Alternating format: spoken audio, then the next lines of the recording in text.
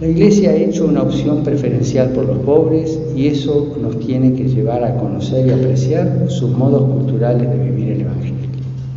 Es bueno y necesario que la teología se ocupe de la piedad popular. Es el precioso tesoro de la Iglesia Católica en América Latina. Y esto no lo dijo un teologuito, esto lo dijo Benedicto XVI. El Padre Tello ofrece un pensamiento teológico sólido en el que podemos abrevar nosotros toda nuestra reflexión para valorar esta espiritualidad en sus verdaderas dimensiones. Esto es lo que hace el libro que estamos presentando.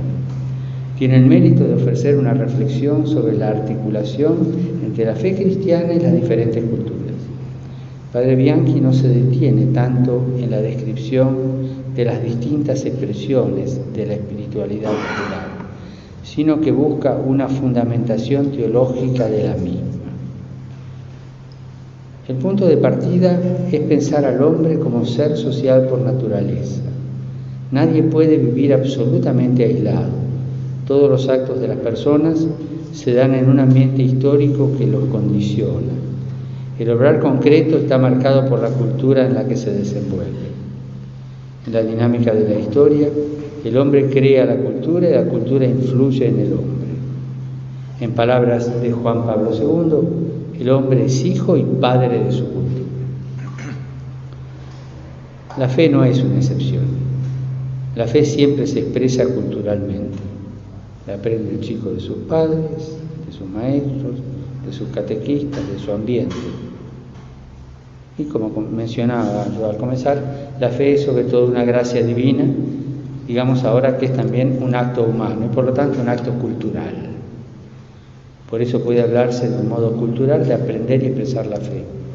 Por eso puede decirse, como dice Tello, que lo que expresan nuestros pobres en su piedad popular brota de una fe verdadera y que de esta fe también brota una actitud cristiana ante la vida.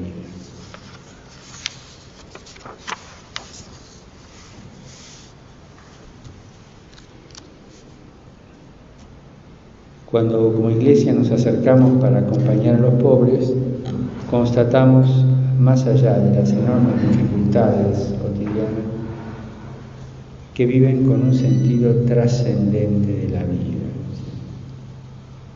De alguna manera el consumismo no los encapsuló todavía. La vida depende de alguien con mayúsculas y esta vida necesita ser salvada. Todo esto está metido hasta los tuétanos en nuestra gente, aunque sean incapaces de formularlo conceptualmente. El sentido trascendente de la vida que se ve en el cristianismo popular es la antítesis del secularismo que se propaga en las sociedades modernas. Esto es claro. Si quisiéramos hablar en términos antagónicos agresivos, diríamos que la fe de nuestro pueblo es la bofetada a las posturas secularizantes. Por ello se puede decir que la piedad popular es una fuerza activamente evangelizadora que posee en su interior un eficaz antídoto frente al avance del secularismo. Con palabras similares lo expresa Aparecida. Dice así: la piedad popular, en el ambiente de secularización que viven nuestros pueblos, sigue siendo una poderosa confesión del Dios vivo que actúa en la historia y un canal de transmisión de la fe. La Iglesia está llamada a acompañar y fecundar permanentemente este modo de vivir la fe de sus hijos más humildes.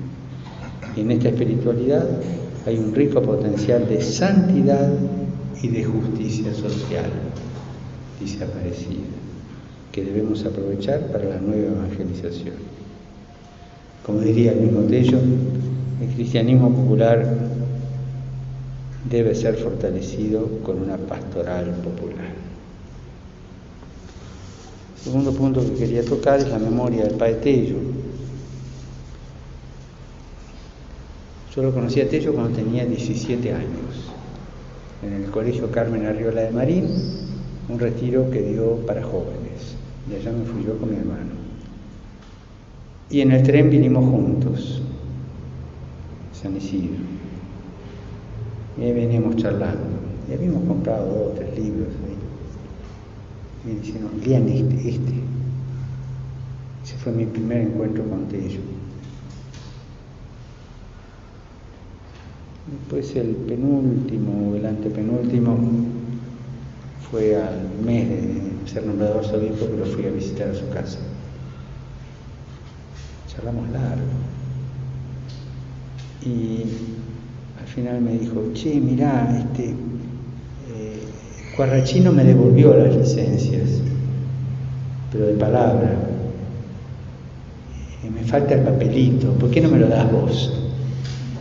Después al día siguiente le mandé el certificado de licencia. Tuve el gozo interior de hacer ese acto de reparación y firmar las licencias ministeriales a Tello.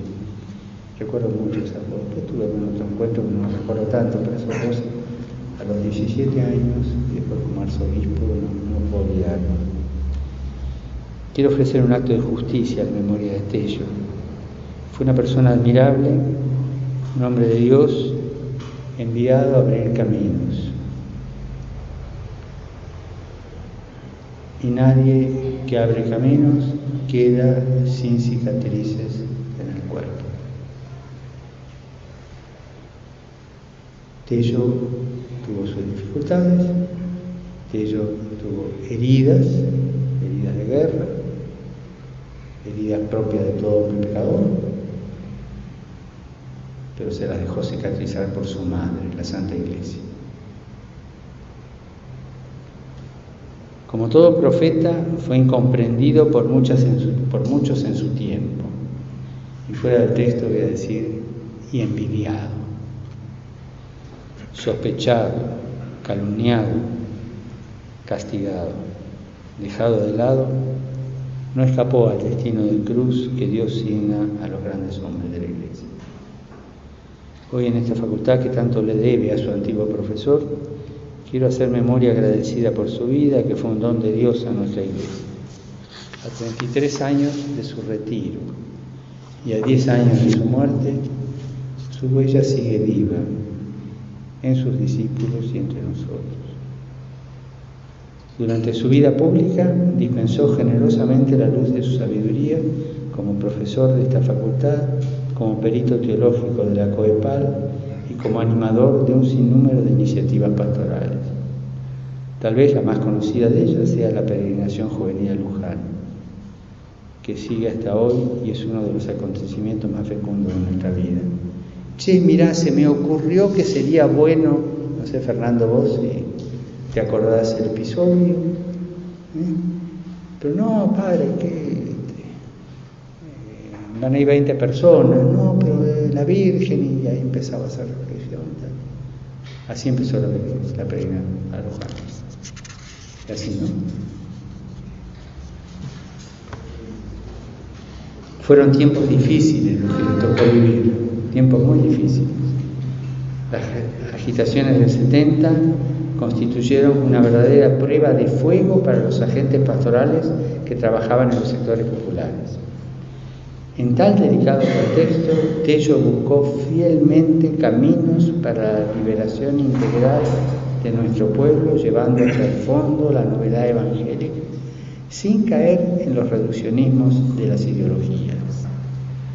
No lo comprenden ni las condenas ni las sospechas de las dos instrucciones sobre la teología de la liberación, no lo involucran, no lo comprenden en ese sentido, que sacó la Congregación para la Doctrina de la Fe.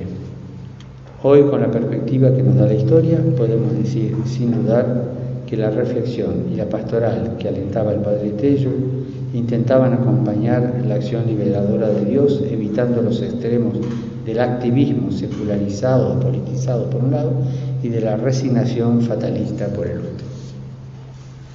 Buscaba descubrir la acción salvadora de Dios en el pueblo.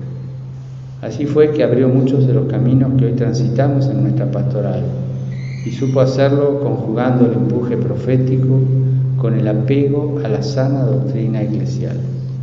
A mí me llamaba la atención su continuo recurso, verdadero andamiaje de su pensamiento a la suma teológica, en una época en que la suma teológica era dejada de lado, o quien decía que daba clases basado en la suma teológica era mirado como un bicho antidiluviano, ¿no es cierto? Y él siempre con la suma teológica como referencia de su clase, de su pensamiento. Entendía como nadie la profundidad y la originalidad de Santo Tomás de Aquino, reflejo de verdad evangélica que es más cortante que una espada de filo. Tello siempre fue un buen hijo de la Iglesia. No recuerdo haber leído o haber escuchado de él nada contra la Iglesia. La vivía como su madre. Su legado seguirá señalando caminos del Espíritu para la tarea. Hubiera sido una lástima que como Iglesia nos hubiéramos perdido la posibilidad de conocer esta teología de la evangelización para América Latina que desarrolló Tello.